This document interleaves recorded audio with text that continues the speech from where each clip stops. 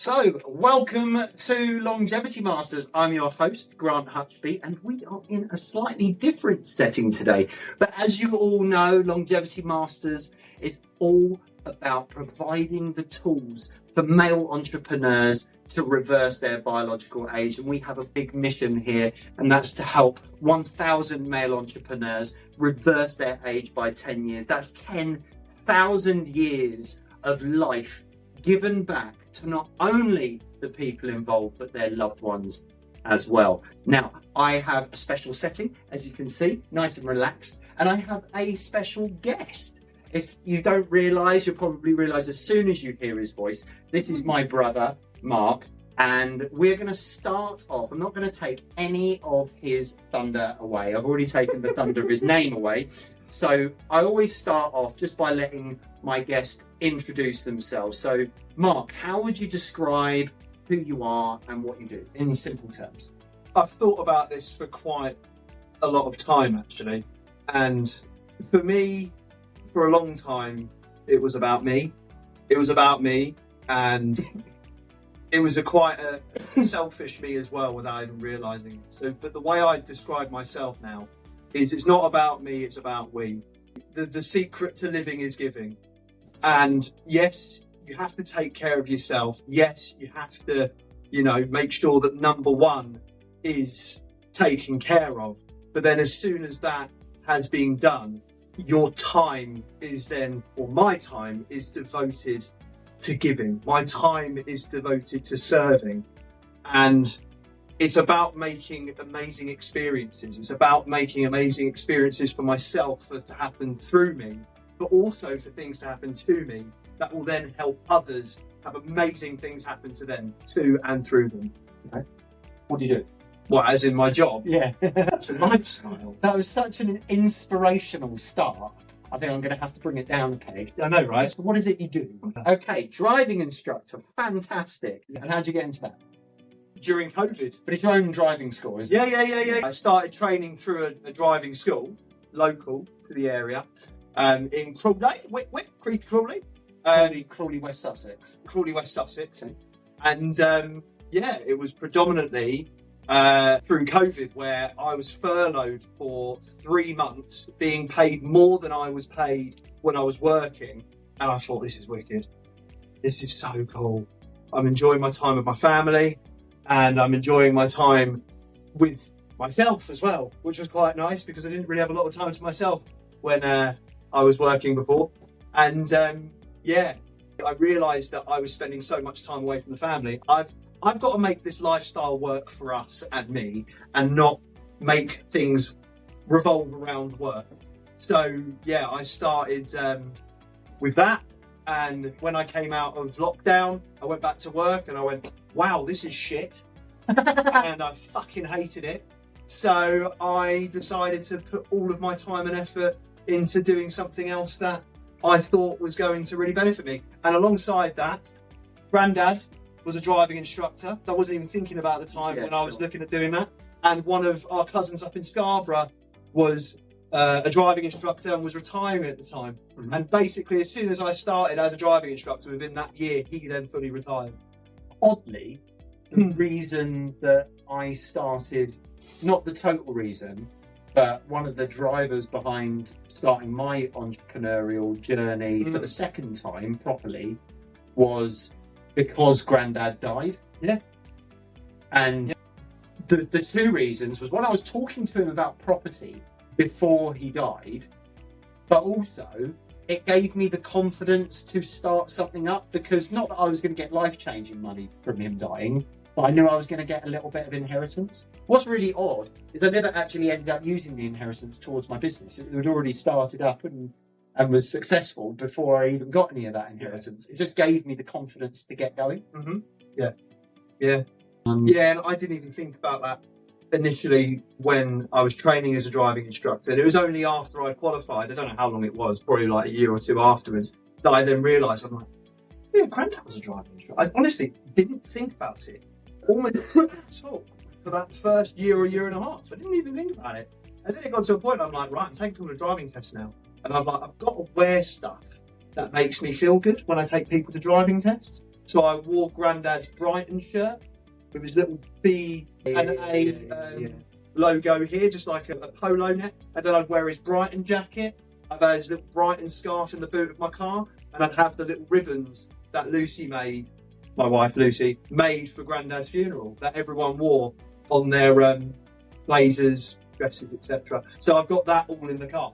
And I used to do it because I was actually trying to help others, help my students to feel good as well. But actually, looking at it, it's actually just making me feel good, because I get so nervous when I take people to a driving test. So nervous before. You want them to do well. Yeah, it feels like my test, you know, because I've been training them for however many months or even years for that matter. So, yeah, I want them to feel good. And I'll explain every single time, I'll explain why I've got these things. And I'll always ask someone to bring something that's special to them as well. Even if it's just something as simple as one of my students brought, a highlighter that was given to them by a friend before she went and did her GCSEs. And then she brought it to a test and like absolutely smashed the test and didn't get any fault, got like one fault. So, yeah. But you know what I just thought of? Right. You know, you remember the last time that I interviewed you? When? Where we were? The last time I interviewed you. The only ever time that I interviewed you. I can't even remember the last you even interviewed me, to be honest with you right now. We were kids. Was it on what we were dressed in the cowboy? And where were we? Butt naked. Where were we? On the bed. I know. Better not take a trousers off, though. No, we won't do this one naked. Okay, Put cool. cowboy boots on. So, thank you for that. Started your entrepreneurial journey by becoming a driving instructor, Yeah. mainly because you want to give back, which Yeah. is great. Yeah. So this show's all about longevity. Okay? When you hear the word longevity and mastering your longevity, what does that mean to you? I don't want to get all smart about it. I don't want to really Make it like have an simple. intellectual thing about it, but it is basically for me is to live as long as I can, as healthily as possible, regardless of when I die, so that I can just be that type of energy that I've always been throughout my life. Like always been. All right, patch when I was like 9 years old, where went through quite a big period in my life where lost, you know, Gar, our great granddad, and then lost my friend 6 days later. And that put me into a bit of a depression quite early in life about me realising it, because I didn't even know how to deal with it at the time. No. Yeah. Do you know what I mean? But not trying to get into that right now, but it's to just the energy that I've had throughout my whole life. I'm 38 years old now, and every single year my goal is to get younger. So like now, since you gave me that Hume, is it Hume? Body pod, yeah. The body pod for Christmas? Yeah. I never even thought about, I had been thinking about my biological age, but I never knew what it was. And I think a couple of years ago, just over a couple of years ago, I was the heaviest I'd been, I felt the oldest I'd felt, and I was actually quite happy at times, but then there were moments where I was really unhappy. And I definitely looked like I was in my 40s and felt like I was in my 40s, and I was 36, biological age of 28. I'm 38 years old, so I'm 10 years younger than my than my actual age. Nice. Versus what I had felt like 2 years ago. Yeah. You know, so I even if you just looked at photos, a photo I'm thinking of right now, me and Lucy, my wife, were on the train up to London to watch a show, and this show was a big turning point for me. But this is on the way up there, and I looked at me and I see these wrinkles here, wrinkles there. My face looks. Do you still have that photo? Yeah. Send it to me, and what we'll do is Yeah. we'll layer it on Yeah, the yeah. show so, And it's not so like- people can see it. I don't look massive and I don't look really fat, but I just look at that and I go, oh God, I look tired. And I look knackered, and I felt knackered, but I was actually quite happy in that photo. I was really happy in that photo actually. But then reflecting on it, I was like, God, if I kept going in the direction I'd been going then, I probably would have had a heart attack in 5 years. I'd bag on it actually. I'd bag on it, like. Okay. Yeah. So your version of longevity is having more energy, more vitality now, Yeah. so that it extends that vitality for as long as you Yeah, possibly and can. to just be the best role model I can be. And I'm not saying that I've learned to be this role model by myself, because I haven't. I hate it when people say, oh, it's all self-made, because it's not. You're not self-made. You choose to do it, yes, but you learn stuff from other people. Right, success leaves clues. Like, if anyone that says that they did it all by themselves, you learn stuff from other people. Success leaves clues. Right, success leaves clues. Like, if anyone that says that they did it all by themselves, yeah, you chose to do it by yourself. I think there is such a thing as being fed by a silver spoon. Yeah, And yeah. you weren't fed by a silver spoon. No, it's like you can lead a horse to water, but you can't make it drink. Correct. You can't. So you can direct someone as much as you possibly can, and hopefully, that person then chooses to do it. And that's who I am. Is just to be the best role model. And I've learned from the best role models and other role models in my life. You know, Yeah. not icons. I'm not going to say that, but role models. You know, so I think, yeah, you know, obviously me being your brother, I've seen your journey firsthand. But actually, you've made quite a lot of transitions and a lot of directional changes, and you've been a little bit emotionally unstable sometimes. and I still am at times. But you've got a conscious awareness of it. Totally, I'm a lot more aware of it.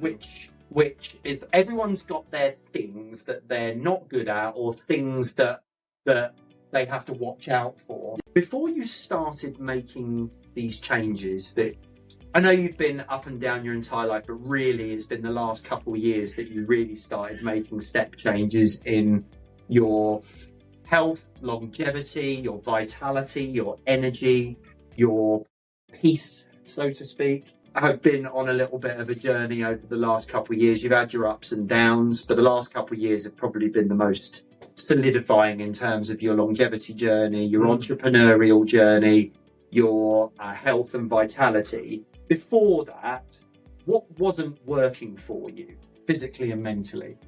Why has it been the last couple of years that you've made the biggest step changes, do you think?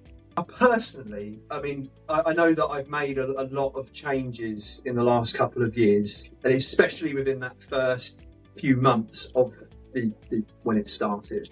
But personally, I think it's just been my evolution, right? So I went through 36 years the way I went through it, and incredible times, incredible moments. Very grateful for every single part of that. Who you are. Mate, and it is who I am, and it's constantly not changing. I want to be careful with the language here, because yes, things change, but I am always going to be who I am. And when I was trying to change things, I kept coming back to who I was. So you were trying to change who you are, not work with who you are. Right, exactly. So when I realised that, it was to work with who I am and to, you know, surround myself with the things and the people that are going to help me thrive in life. Until that point, I was yo-yoing up, I was yo-yoing down, yo-yoing up, yo-yoing down. Yeah. And there's still parts of that that's still happening now, but it's a lot less than it was happening before. And like you mentioned, it's that self-awareness of when it's starting to happen, which now, you know, it's like Tony Robbins says, right? It's just like, kill that monster whilst it's a baby. Don't let the monster grow. Because if you let it grow, don't water the weeds, water the seeds. Like, because if you keep watering those weeds, I mean, what's going to happen? Nothing good's going to happen from that. And that's another important thing that I've realised, is that I just love pain. I love pain. I don't like suffering. I hate suffering. Two different things. Like, pain and suffering. Like, suffering is just like that thought in your head that you keep just ruminating on for just hours and days and weeks and months and years. That's it. Pain is something you feel. Suffering is something you dwell on. And you sit on it. you choose suffering. And some people choose it, knowing they're choosing it, and then just continue to suffer. It's that victim mindset. You're being a victim, not a victor. I've got a saying, You know? called, if you're not changing it, you're choosing it. Yeah. I mean, it's mental. It's absolutely mental. And I was doing it a little bit today. But I was choosing to flipping suffer. And then I just went to myself, oh, I'm done with this. I'm done. And I chose that within like half an hour this time. Not a week later. Yeah. Not a month later. You know? So, Yeah. this might get a bit deep, but I'll try and keep it on the straight and narrow. Talk us through how you feel when you're becoming emotionally unstable. How I feel when I'm becoming emotionally unstable. Yeah, how do you notice it? I start flapping. I'll start bouncing between things like bang, bang, bang, bang, bang, bang, bang. And it will be good things, bad things, like the good, the bad, and the ugly. Erratic. Yeah, I'm becoming, say, unstable, but there's the structure's gone. Yeah. You know, the structure's gone. And Interesting. So you need structure to stay emotionally yeah, stable. but I need to have flexibility in the structure. Of course. I can't just say, because I did scheduling, and I've done scheduling for quite a long time. And That's a really good point, Bob. You need structure, but you need to have flexibility within the structure so you don't feel bound by it. So that's a really good point. And you made me very aware of that when we were doing coaching last year. And another thing that also my other coach before that we used to discuss quite a lot is have a schedule, but don't become a slave to it. You're the master of the schedule. Yeah. The schedule's not the master of you. So if you're really depressed because what you're doing, what is wrong with you if you're getting depressed? Do you know what I mean? Change what you're doing, mate. Just change what you're doing. Don't matter. You can literally in an instant just go, I don't want to cook dinner. Just go on Uber Eats and order something then. Just leave it. Yes. You got to do the dishwasher. Just put it down. Do it tomorrow. You don't have to keep circulating in that downward spiral of just utter chaos. And the first thing I remember we talked about on our first coaching call over a year ago was, what is your goal? What is the overall thing? And then you helped me get to it, and it was finding clarity within the chaos. The chaos will still be there. It's not going to go away. The world's still going to turn. It's still going to revolve. So now you can choose to react or not react. Yeah. So just choose to react if you want to get emotionally involved in a negative way, or choose not to react and just sit in that chaos and just go, okay. Do you know what I mean? So what do you do when you see yourself getting into that? How do you snap yourself out of it? Radically change my physiology. Okay. I'll go and have a cold shower and scream in it for a few minutes. Okay. Or I'll breathe through it. Or I'll go do some press-ups. Or I'll sit on my bed or downstairs and just sit there and just do my box breathing, or do my 1-4-2 breathing, or do my obnoxious breathing. I will just radically change. And even if it means I radically change it, right, by going from mentally chaotic physically to just sitting down and doing nothing. Because that's still a radical change. Do you know what I mean? The radical change I used to think was all getting into peak state, like just going mental. But actually, that radical change can just be find a quiet corner somewhere and just doing nothing. Putting your hands under your legs and just sitting there. Well, a radical change of physiology doesn't have to be high energy. It just has to be very different to your previous state. Yeah. And it took me so long to understand that peak state, there's so many different types of peak state. There's not just one peak state. Yeah. You know? And anger actually can be a really good thing. There's nothing wrong with anger, provided you're not projecting that anger negatively on someone else. You don't have the right to do that. I don't have the right to project like that on people, even though I do at times. But then I'm not thinking in my head, I'm going to make that person feel bad. It is a blow up from just things happening that I'm not happy with, that don't fit my blueprint. And I just, do you know what I mean? You just need to change something. And I've done it before where this is a very radical change where 11:30 at night, I just can't go to sleep. So I just go for a drive, you know, and I'll pelt it down Pease Pottage Hill up towards Pease Pottage roundabout within the speed limit. And I've done that. But there's these examples of things that you can do. Yeah, I mean, radical change of state really does flip you out of it. I guess you've been more consciously aware of when you're not in the place that you want to be. So then you make a change in the moment to snap yourself out of it. Yeah. So you mentioned you saw a photo a couple of years back. Yeah. Yeah. But what was the actual moment that you said, I need to do something different here? November the 8th of November 2023. Okay. I'd started getting up 5 a.m. club, and it was all like, I didn't choose to do it directly because I had loads of driving tests early in the morning at 7 o'clock, so I had to get up like 4:30 or 5 to get down to my students to take them to their test. And then I thought, I've done this. There's got to be something in this. Happened. I've had 4 7 a.m. tests in 2 weeks, and I'm like, something's got to be happening. And you had just gifted me that coaching through Tony Robbins a few weeks before that. Yeah. And it was the 8th of November 2023, and I was tidying up downstairs in the kitchen at like 5:30 in the morning, and I just closed my eyes for a sec whilst listening to Better When I'm Dancing by Meghan Trainor. And I just looked up, and there was just this light. Like, it was the light, right, in the kitchen. But it just glowed when I had my eyes closed. It was just incredible. It was glowing. I'm like, what is going on here? And I just felt this euphoria of just perspective has changed. Like, I can see things from so many different perspectives now.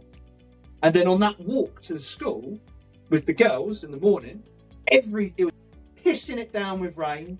Parents were rushing with their kids to get to school. Cars were splashing everyone. There was utter chaos outside. It was like a bloody jungle. Like, seriously, a blooming jungle. And I was just walking, carrying my youngest, and then dropped off my eldest at school. And everyone was just really upset. And I was like, well, what does the rain do? What does it bring? What does the rain do? Then I asked her, who's walking about right now, I said, what does rain give us? And she was like, I was like, great.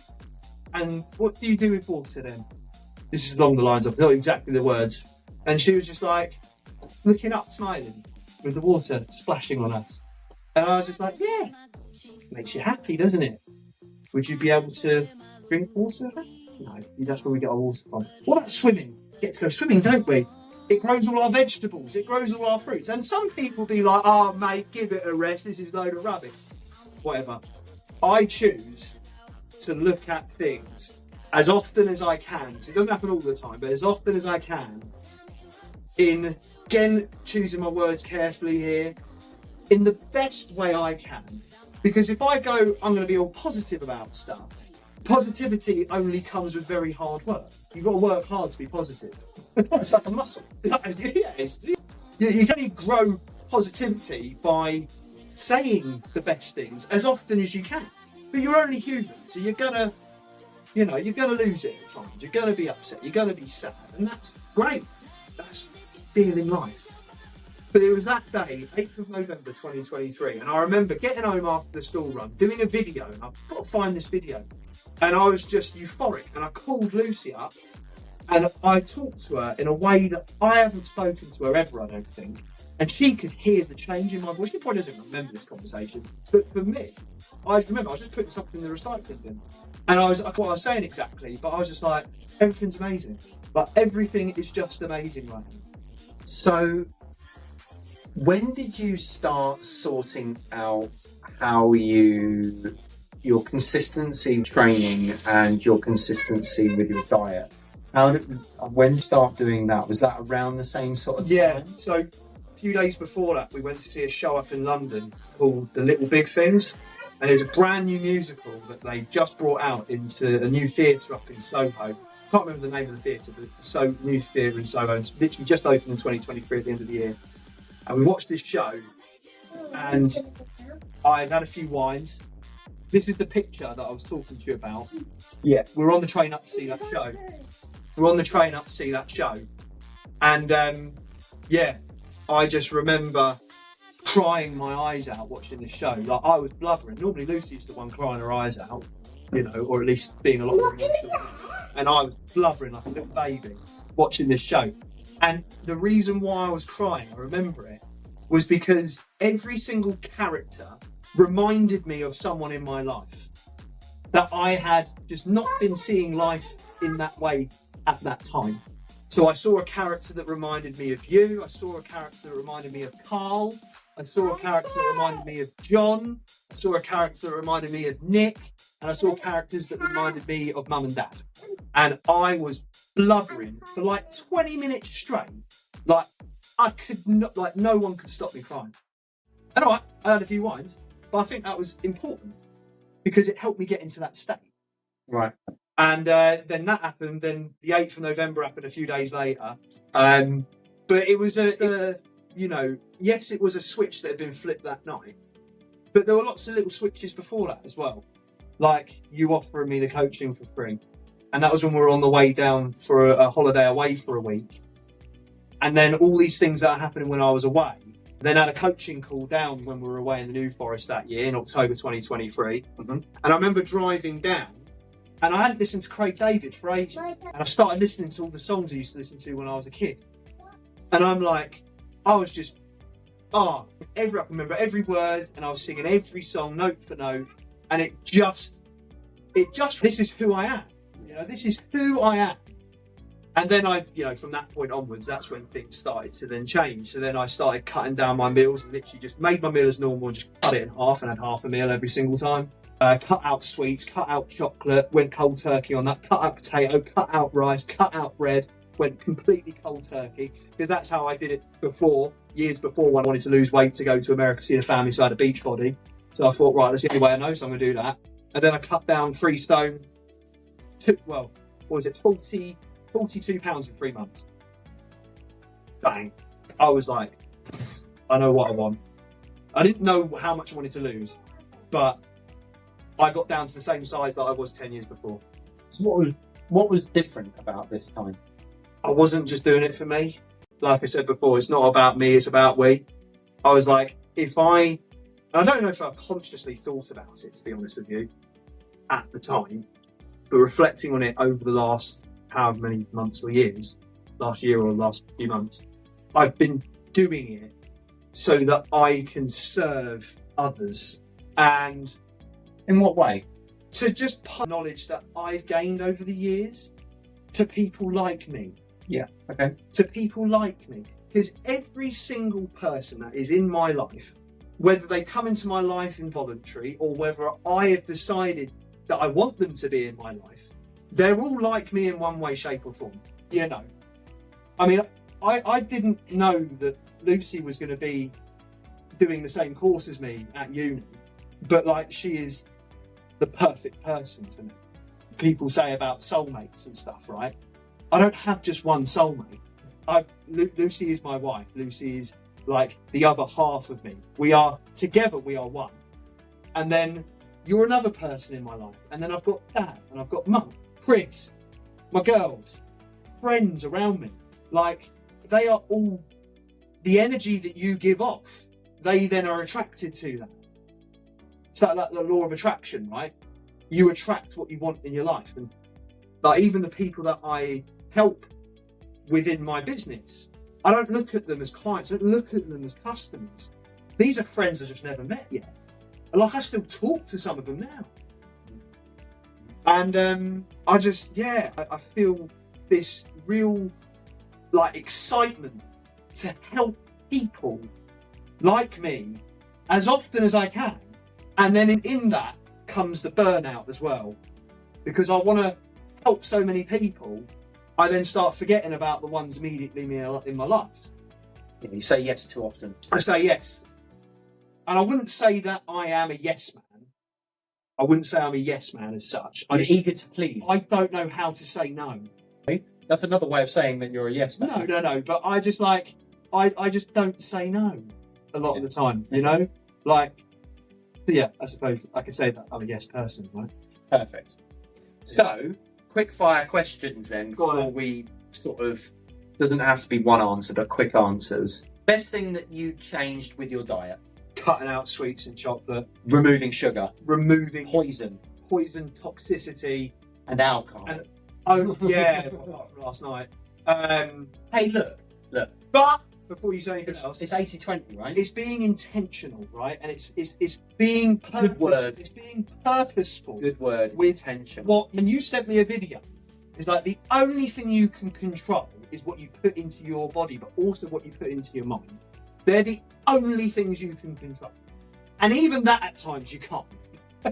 Well, you can't control what goes into your brain or what thoughts you have, but you can control what they mean. Yeah, what you focus on. Yeah, exactly. That's the biggest control that you have, is the meaning that you give something, which is why, bringing back Tony Robbins says meaning equals life. Yeah. The meaning you give something is how you experience life. Yeah. You've changed a lot of the meaning. Yeah. So cutting out sugar, reducing alcohol, really good one. Next thing, biggest thing that you changed with your sleep and recovery? Well, going to bed earlier and getting up earlier. Interesting. Going to bed earlier, and that's only happened recently because I was going to bed later and getting up earlier. So I was only getting 5 or 6 hours sleep for over a year and a half. Fair enough. Whereas before that, I was going to bed at the same time but getting up at like 6:30, 7. But now I'll be wanting to be in bed ready to sleep by 10 and up at 5. Okay, Yeah. cool. Daily movement. Lots. What did you change with that? Well, when I started going back to the gym consistently, I wrote down my goals of what I wanted to achieve. And it was just simply as go to the gym 2 to 3 times a week. So basically what you made a commitment to do is basically be consistent with the amount of times you went to the gym. And do the hardest thing first. Fine. So I was like, I'm not doing the gym later in the day. I'm going to do the gym first thing in the morning. Cool. 6 a.m. I'm in there as soon as it opens. Okay. You know, and I did that 4 to 5 days a week actually for the first 6 months, and then realised I've got a family. So then it turned to 3 days, and now it's a minimum. Well, it's exactly 3 days a week I go to the gym. So they say the heaviest weight to lift in the gym is the front door. Yeah. Okay. Cool. So then, building on that, what's the best thing that you changed within your training within the gym? Rest, recovery. No, actually. In the gym. Yeah. I know what I'm going to say. It's just getting it out now. Training to failure. Interesting. Like it. So actually putting your body under muscular failure on a regular basis, but then, like you say, giving yourself time to rest and recover. Yeah, like do a 30-minute intentional workout, and that's all you do. And there's people at the gym that you know, so I'll do my best to still make sure that if I'm talking to someone within that 2-minute rest period between my sets, I'll go straight back to that. Sorry, I'll be back again in a sec. Yeah. So then I'll go straight back to it. All right, and there'll be times where you forget and then you read them too long. Really like that. But it's important to, have a structure, stick to it, especially at the gym, right? But if there's someone there that needs your time and wants to talk to you, give them that time. Give them that time. Yeah, I mean, one of the benefits of going to a gym is the social aspect. Oh, God, it's so important. Like, I get the type of person that's just like, go to the gym, hit hard, don't care about anyone else. Nothing wrong with that. But personally for me, I will be like that sometimes when there's no one around that I'm speaking to. But if there's someone there, I'm not going to dismiss them. It's like the most important thing, the precious gift you can give someone is your time, is your attention. There's no other better gift than that. Absolutely. No other better gift than that. So the gift of time. And it's like time is money. Time is fucking And what are we trying to do here? We're trying to give back time. Exactly. We're trying to make more time, trying to reverse time. Love it. So biggest things you changed with the gym then were intention and intensity. Yeah. Definitely. Not sitting there like nothing wrong with it. Just want to say nothing wrong with it. But just sitting on a machine, looking at their phone for 4 minutes before they start their next bloody set. And I went up to someone and I said, are you doing anything here? No, could you just move so I can get my set in? Well, what I actually do, interestingly, I'll be rude about it most of the time, by the way, but yeah, just between sets, I will walk around the gym for 2 reasons. One, to get my steps in and sort of reset myself from the set that I've just done. Yeah. But also, it gives me a chance to go and interact with a few people. Definitely. As opposed to being really offish. I mean, if you did that at K2 when there was the old gym, you'd lose what you were working on, so you couldn't move from it. But I would circle around it. K2. I'd circle around. That's where I learned to be a personal trainer. They just renovated. Okay, cool. Last couple quick fire ones. Go on, I'm going to answer really quick. So best thing that you did to change your daily working structure and environments? Scheduled it. So you actually scheduled everything in, but allowed flexibility to the Yeah, and I scheduled it on Google Calendar to begin with, but now I just schedule it by writing it down every morning. Okay. I don't have a time limit really, because if I'm on lessons, I know what I'm doing within that 6 or 8. Your lessons are scheduled in, and then you Yeah. write down what you want to do. Yeah, like this morning, for example, I literally just wrote down on there, I was like, okay, breakfast for girls, walk muffin, prep for now, Lucy, singing lesson, dinner at Premier Inn. And then within that, I've got a lot of flexibility to kind of do what I want. Yeah. You know, that was the and that's basic weekend structure. Weekday structure is different because of work and school. Okay. But on the weekend, it's a lot more basic. The final quick fire question. Go on. Best thing that you did with your supplement routine? That I was doing it. I didn't have any supplements. You never took supplements? I did for a long time, and then it stopped when we had the kids. Okay. And I didn't take any supplements up until I started doing Shilajit. And then as I started doing Shilajit, it was rank, right? It was terrible. The taste of that resin was horrendous to begin with. And I was putting in my peppermint tea, but now I love it. I just put it straight on my tongue. I just got it in my mouth on the little spoon that you get, walking around doing stuff, you know? But it was actually starting the supplements, right? And then also asking for help with the supplements and not trying to work it all out myself. I basically just asked you, I remember I asked you ages ago, probably about that time, and I said, Grant, tell me what supplements you take. And then you just did a video of it all. And I went, cool, I buy that. And then I literally just bought it all and started doing it. And interestingly, I'm not taking any supplements right now. I'm on a total detox, and I've had withdrawal symptoms. I've had And I bet mine's poor not sleep, perfect. and Yeah. I've got ill. I never get ill. Yeah. So yeah, I do believe that there's a good supplement routine for everyone. I think intention is really important with supplements. And also, personally, that millions of people will also agree with as well, is that the supplement intake is never perfect. And I think the only time it can be as close to perfect as possible is when you do that test that you've done, that stand blood test. Right? Yeah, which I've not done yet. Right. So, yeah. We're all going through levels at the end of the day. As long as you're doing it and you're actually learning. So- and I've had to change the dosage, and I've had to change the ones I'm taking. I'm not feeling quite right, so I'm just going to remove that and try this. You're subjectively measuring what works, what doesn't. I think when we can get to, and this is what I'm trying to do with Longevity Masters and the Turn Back Time Machine, is I'm trying to show people that there's a lot more stuff that you can measure objectively rather than subjectively. And if we can be more objectively aware of how old we are and the things that we need to put into our bodies, it will actually motivate us to do it more, which is why I'm wearing a glucose monitor. I know the things that I should and shouldn't be eating. However, this is telling me the nuances in what I'm eating at the moment. Really weirdly, I have a really healthy drink that I have. And normally I have it to break my fast and to flush my system before I start having food. When I did that on my first day of having this, it spiked my blood sugar, right? So what I'm doing now is I'm having a nice high protein, high fat meal first, then having that. Yeah. And the glucose monitor is flat. What meal are you doing? Like high protein, Eggs. so like eggs, meat, cheese, avocado, Yeah. all that sort of stuff. High protein, high fat. Totally. And then when I have that drink, it doesn't do anything to my blood sugar. Yeah. So I'm having all the right things, but doing it in a slightly different order because objectively, because this is telling me how my body's reacting, objectively, that's telling me I should do it that way rather than subjectively. Yeah? Rather than how you feel. Look, it's all biological as well, isn't it? You used to talk this last year. This is like, it's not hard. If you want to put on weight, eat more.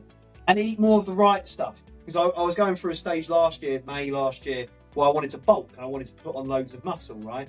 And I was really in a mindset at the time where I don't want to put any fat on. But then you have to put on fat to bulk out. A little bit, yeah. You have to put on some timber. Because if you don't, then you're not going to be able to build the muscle you ate. Correct. So I was doing 6 meals a day. I was doing 3,500 calories. And I did that for about a month and a half, 2 months. And all I was doing was cooking. Like, all I was doing was cooking. I wasn't spending any time with anyone pretty much. I was just cooking the whole time. And I was miserable. Absolutely miserable. And I'm like, what am I doing? But then I reduced it down. And like I put on 5 kilos in like 3 months. Something like that. Like, that's incredible. Like the amount that I was 80 kilos, went up to 85 and I'm around about 83, 84 now. So yeah, that was interesting. I'm waffling on a bit now. That's okay. So just to sort of, because we're getting to the end now, Conclude. so just to summarise, there's two sides of this, business and personal. Yeah. How has this journey over the last couple of years changed how you show up in your business? I just take full ownership of it now. Beforehand, I'd try and do stuff that would make it easier, shall we say? Okay. You know what I mean? Like, I was doing stuff that would try and make things easier so that like I wouldn't have to work as much. And or maybe not work as much, but would benefit me more. And then as soon as like perspective had started to not change, because I've always had this type of mentality. A lot of people say, oh, Mark, you're so positive, and Mark, oh, you're enthusiastic and stuff, which is great. Okay, cool. But I always thought it was a bit of a cover-up. it was a mask, huge mask. It was a lot of things that I was covering up because of the amount of suffering that I was. That's why I've always inflicting That's why on I've always myself. poked you. Yeah, Because if I poke you, the real Mark yeah, comes I'm out. smash a light switch. But say that. So the question was, how do I show up in my business? How you show up How in has your it business? changed how I show up in my business? How do you come into work differently now? I wouldn't say that I always go into every day like wanting to do it. Exactly. But regardless of how I feel, I don't wait for a feeling to do it. Interesting. I will, even if I'm feeling like just mentally tired and everything, I'll still go to the gym. I'll still have my cold shower and I'll still turn up for my kids and I'll still turn up. I might not be like in the best of moods, but I'll still go and do it. And the way it's helped me to turn up more in my business is that I just, in a way, putting it, is I enjoy doing the hard things. I enjoy the uncomfortability of it all. So it's like Tony Robbins says, you know, You like, almost remove the emotion and you just act. And by just acting, it makes you feel better. but then emotionally, I might be quite angry or I might be quite sad. But the acting removes that Yeah, emotion. I've just got myself into a position now where, yeah, the odd day maybe I'll regress. I say regress, that's probably not the right word, but I won't go and do something, right? Yeah. And then I'll switch and I'll be like, within a few minutes I'll be like, I know what I did there. Right, let's go have that cold shower. Okay. Just as soon as when I'm on a lesson, for example, I'll just sometimes go to one of my students. I'll go, so if you turn left, you'll go down a road that you've never driven down before, and it's going to be really hard. Or if you turn right, you're going to go down the Blue pill or the red pill? right, pretty much. And I'll go, up to you, turn left or right. Give me enough time, make your choice. And then I'll have some that decide to go down the route that they don't know. And then I'll have some people that just choose the easy, comfortable route. And then I'll know how to help them more by deciding, by their choice of that. Yeah. So then I'll be able to go, okay, they like being shoved in the deep end there, or they don't. So let's just maybe not take them where an Arctic lorry might crash into on a roundabout. Oh, right. Okay. Yeah. So good move. Yeah, exactly. So actually, but then at the time when I was doing that, I just wanted everyone to choose the hardest route. Mm. But then I realised, well, I can't make that happen all the time. Sure. You know? Okay, so same question, but personally, how has this changed how you show up for the people that you love? Oh, well, this year, my big thing is about presence. Peace as well, obviously, but it's just about, I'm a lot more present than I ever have been with like everything that I have chosen to do with my life and with everyone that I surround myself with. And when I say being present and having that presence, it's not all about being in a great happy mood all the time, but it's about being there even if I am feeling rubbish. And if I'm feeling like, oh, I need to potter around here like Mum used to always do and clean this up and clean that up. As soon as I think about doing that, most of the time now anyway, I'll then go, no, oh, it's painful, I want to do it, but I need to be in that living room with the girls. I need to be in that room right now. Regardless if I'm going to say anything, regardless if I'm going to be in a great mood, I just need to be in there. And before you might have avoided it. Yeah, totally. But still at times, when I'm not being fully aware of it, I'll go and potter or I'll go and do the things that I used to. But I am a lot more aware of it now. Yeah. You know, a lot more aware of it. And it happened this morning, actually, where I was doing it and then I realised, it took me a bit longer to realise it. It took me like half an hour, 45 minutes to realise it. And that's a lot longer than it normally takes me. And then that's when I decided, right, I'm going to drive Lucy down to a singing lesson. And all girls, you were all coming in the car. Let's go. And I knew I just needed to be there with everyone. I knew I needed to be there. And then if I hadn't done that, I wouldn't have stopped by and I wouldn't have parked up next to you opposite Dreams. And then when we drove back, I was like, I went the wrong way to pick Lucy up. But I went down this way and I saw Kerry walking back up towards home. And I'm like, and then as I picked Lucy up, we drove back towards home and then saw her again walking past. And then she called me up 5 minutes later and she was like, what are you up to tonight? I was like, we're going to go out for a milk. Can I come? Yeah, why not? Whatever. And I'd said to myself, I'll tell you what, let me just read this out right now. If you don't mind, I'm going to read this out. Okay. This is in my journal and this is kind of like a mission statement. I devote my time to God. I devote my time to myself. I devote my time to my family, to my friends, and to friends that I haven't met yet. I am humble, I'm vulnerable, and I ask for help. I do not hold back who I truly am, and I am honest with everyone in my life, but I am also not harsh. I give my all in every area in my life. I protect my energy when faced with evil, and I do my best not to give in to temptation. I feel every emotion that fills my being, and I do not try and deflect and mask how I feel. How I feel helps me to connect with my true self and to connect with all my loved ones and people I want to be surrounded by. I am on this earth to help people feel, including myself, to not be afraid of feeling uncomfortable, to smile, laugh, be silly, playful, and happy. And I can't control a lot of the stuff that I'm going to encounter. But stuff like what's happened today, it's just like, go with this universal energy. Go with it. You can't stop it from happening. Yeah. I am personally, this is my perception, I am not in control with the stuff that happens around me. But like you say, I can choose the meaning I apply to it. And where focus goes, energy grows. Is that? No, where focus goes, energy flows. So, do you know what makes a man?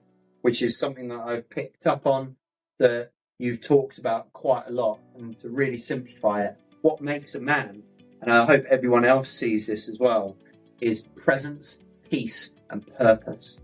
If you have those three things, you are a real man. Add two more on there. Perspective and patience. Interesting. You know, the 5 Ps we used to go on. Proper preparation prevents poor performance. Yeah. That's the new 5 Ps right there. Yeah, there you go. There's loads of, I worked on 5 Ps and there were 6 Ps as well. But, and obviously know that one. But those are the 5 Ps, pretty much what you said there.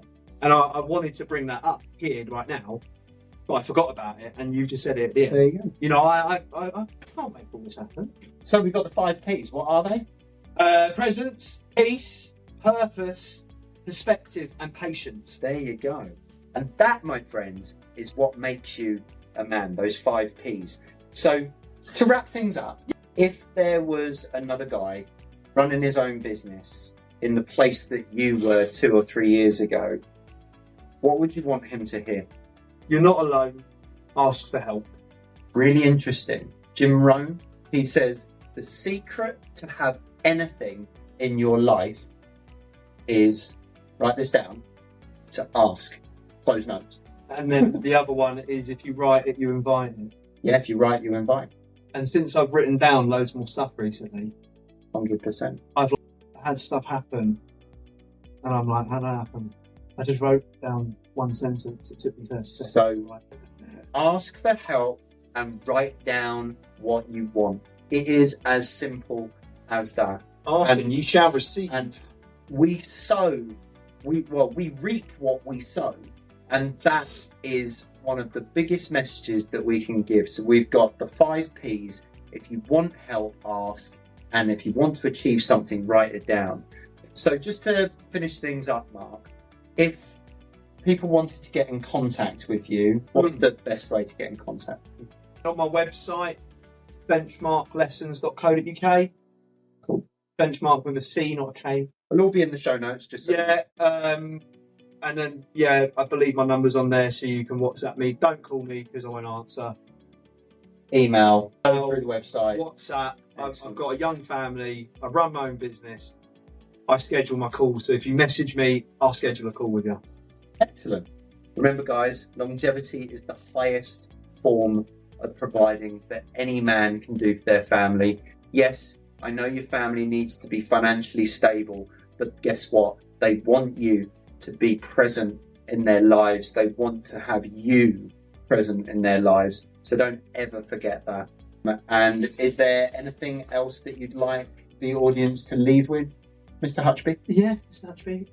We probably already talked about it, but it's going to be hard. It's not easy. Simple things. But it's worth it. Things are simple. But the simple things sometimes aren't easy. Just turn up. 90% of success and 90% of presence is just being there. Turning up and not giving up. Boom.